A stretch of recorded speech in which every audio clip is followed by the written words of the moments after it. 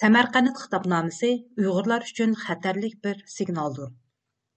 Xitoy hokimiyatining irqiy qirg'inchilik jinoyatidan qutulishi faqat Uyg'urlarni terrorizmga bog'lash orqali amalga oshadi. Yaqinda ochilgan Shanxay hamkorlik tashkilotining 22 navbatlik yig'inida Samarqand xitobnomasi e'lon qilindi. Xitobnomada terrorlik, bölgünçilik va asabiylikdan iborat 3 xil kuchga qarshi turish mazkur tashkilotning asosliq nishoni qilingan edi. Xitobnomaning beshidala Shanxay hamkorlik tashkilotiga a'zo davlatlarning 2021 yili 9 oyning 17 kuni Tojikistonning poytaxti Dushanbeda imzolangan Shanxay hamkorlik tashkilotiga a'zo davlatlarning terrorlik, bölgünçilik va asabiylikka zarba berish 2022-2024 yil nizomnomasini qattiq ijro qilishi belgilangan. İkinci türlü bo'lsa, a'zo davlatlarning 3 xil kuchga zarba berish tadbirlarini qayta qarab chiqib, terrorlik manbasini butunlay qezib chiqarish, terrorlikning iqtisodiy manbasini butunlay uzib tashlash, terrorchilarning chegara atlab a'zo to'plashiga zarba berish, yoshlarning radikallashishi va terrorlik ideyasi bilan zaharlanishini to'sish, mavhum terrorchilarni tozalab, ularga kiradigan tushma qo'ymaslik talab qilingan.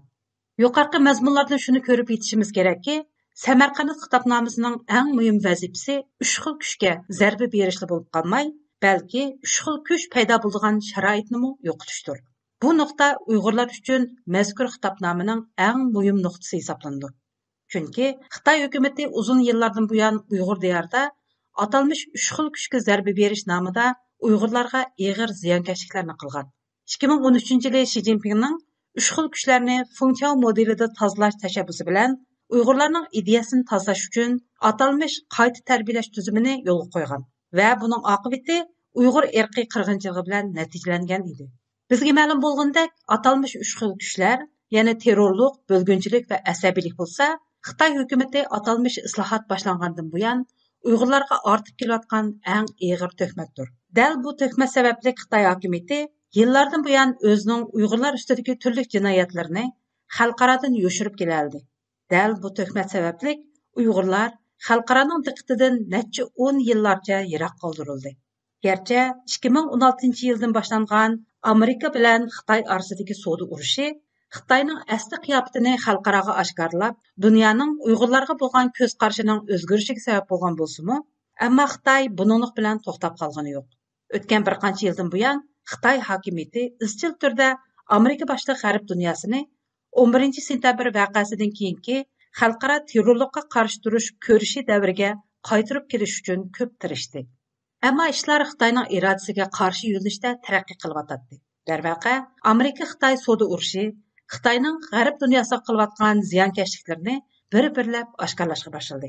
Masalan, Xitoyning 1000 kishilik plan, Kunze instituti, Huawei 5G, Zhongshin jasuslik detali, shaharlar aro do'stlik qatorliq turli sachiliklar xalqaroga oshkorlanib, butkul g'arb dunyosida Xitoyga bo'lgan qarashlar o'zgarishga sabab bo'ldi. Buning qo'g'labla lagerlar masalasining o'tirg'i chiqishi, lagerlarga doir Xitoy maxfiy hujjatlarining oshkorlanishi va lager shohidlarining guvohliklari Xitoyning xalqarodagi obrazini biroqla xunuklashtirdi. Bu hodisa hatto Xitoyning bir balboq bir yo'l strategiyasini suvga chilashtirishga boshladi. Amerika bilan Xitoy orasidagi surkilishlar dastlabida iqtisodga aloqador bo'lgan savdo urushi nomida boshlangan bo'lsa-mu, ammo ziddiyatlar taraqqiy qilgancha savdo urushining mohiyati ideologiyalik surkilish darajasiga berib taqaldi.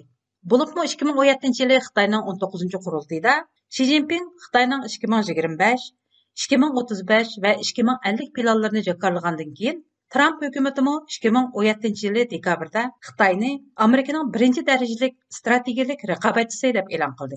Shundaqla Sharq Turkiston Islom harakati tashkilotini terrorlik tizimligidan chiqarib etdi. Buning bilan Xitoy-Amerika savdo mojarosi birdilla Xitoy bilan Amerika boshliq g'arb orasidagi ideologiyalik to'qinish darajasiga ko'tarildi. Demak, g'arbning Xitoyga bo'lgan qarshida o'zgarish yuz beryapti. Bu xil o'zgarish Amerika boshliq g'arb dunyosining bundan keyin Xitoyga qarshi turishni xalqaro terrorizmga qarshi turishdanmi muhim kun tartib qo'yganligining aniq ifodasi edi. Amerika-Xitoy orasidagi savdo urushining ta'sirida o'tirg'i chiqqan Uyg'ur jazo lagerlari masalasi xalqaroning diqqatini Xitoyga markazlashtirib, Uyg'ur masalasi birdilla xalqaro masalalar qatoridan o'rin oldi. Chunki jazo lagerlari tuzumi 2-Dünya urushida Germaniya natsistlari tarafidan Yahudilarning irqiy qirg'inchilikka uchrashini keltirib chiqargan ig'ir tarixiy jinoyat edi. Oradan 70 necha yil o'tganda jazo lagerlari masalasining qayta bosh ko'tarishi haqiqatanmi demokratik qimmat qarashlar va dunyo kun tartibiga ig'ir tahdid paydo qiladi. Demak, Uyg'ur masalasining birdilla dunyodagi eng muhim xalqaro masalalarning biriga aylanishida dal Xitoyning g'arb dunyosiga paydo qilgan ideologiyalik tahdidi muhim rol o'ynagaydi. Darvaqa, bu qitimliq O'zbekistonning Samarqand shahrida ochilgan Shanxay hamkorlik tashkiloti yig'indimi Xitoy hukumatı o'zining Uyg'urlarni yo'qotishga bo'lgan irodasi bilan g'arbga bo'lgan xirisini yanada aniq namoyon qildi. Ya'ni Samarqand xitobnomasi dal buning kuchli isboti edi. Shanxay hamkorlik tashkilotiga Eronning rasmiy a'zo bo'lib kirishi, Turkiya qatorliq davlatlarning bu tashkilotga kirish istiqining oshkora e'lon qilinishi, shundaqla Samarqand xitobnomasining bosh vazifasining 3 xil kuchga zarba berish deb bekitilishi faqatla Amerika boshliq g'arb dunyosi bilan Uyg'urlarni nishon qilganligi shaksiz reallik edi. Diqqat qilishga tegishli yer shuki, yaqinqi yillardan buyon Xitoy hukumatı o'zining atalmış Jungocha alaylikka ega sotsializm tuzumini atalmış Shanxay hamkorlik tashkilotiga a'zo davlatlar ichida xilili bozor topqizgan edi. Bu vajidan O'rta Sharq va O'rta Osiyo ellari o'zlarining qarindishi va dindishi bo'lgan Uyg'urlarning qismatlariga ko'z yumgan. Hatto Xitoyning Uyg'urlar ustidagi irqiy qirg'inchiligini qo'llash pozitsiyasida bo'lib kelgan edi.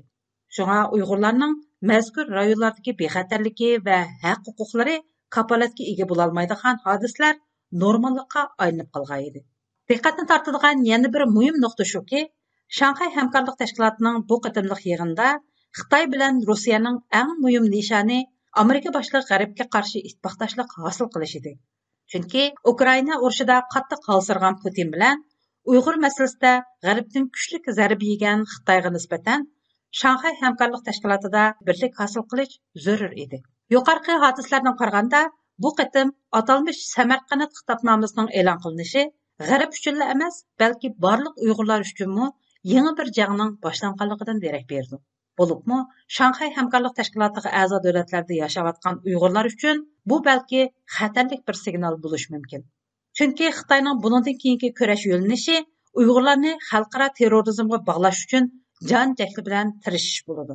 Shundaqla Xitoyning Uyg'urlar ustida yurgizgan irqiy qirg'inchilik jinoyatidan qochib qutulishning birdan-bir yo'limi Uyg'urlarning haqiqatan Xitoy degandek 3 xil kuch, ya'ni terrorchi, bo'lgunchi va asabiylar ekanligini isbotlashga bog'liqdir. Faqat Uyg'urlarni bu jinoyat bilan qoralash imkoniyatini qayta yaratgandilar. Kommunist Xitoy hokimiyati Uyg'urlar ustidagi irqiy qirg'inchilik jinoyati uchun hech qanday badal to'lamaydi. Mas'uliyatni ustiga olmaydi. Aksincha, Amerika boshliq g'arb dunyosini Xitoyga tuhmat qilgan, nohaq ayblagan, butun dunyodagi razilliklarga sabab bo'lgan demokratik ideyaning manbasi deb ayblayoladi. Shuning bilan birga Xitoycha alaylikka ega yangicha sotsializm yo'li otliq Xitoy ideologiyasini demokratiyaning o'rnini ololadigan yangi dunyo tuzilmasi sifatida tashviq qilish sharoitini hozirlaydi. Halbuki bu Xitoy hokimiyati uchun dal Xitoy tushining reallikqa aylanish yo'lidir.